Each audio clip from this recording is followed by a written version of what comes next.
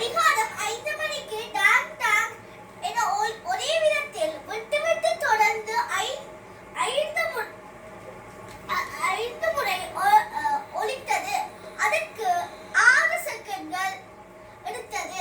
அவ்வாறு 7 மணிக்கு 7 தடவை எழுப்பும் ஓசையை கேட்க எடுக்கும் ஆக குறைந்த நேரம் யாருன்னு கேட்டிருக்கு.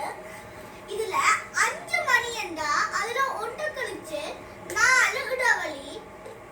4 இடைவெளி, அதுவும் 6 செகண்ட் படி 6 நாங்க 4ஆல பிரிப்போம். பிரிச்சோம்னா உங்களுக்கு 1 மணி அடிக்க 1.5 செகண்ட் தேவைப்படுது.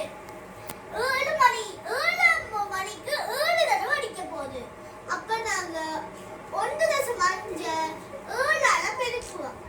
பெருக்கினோம்னா உங்களுக்கு வார விட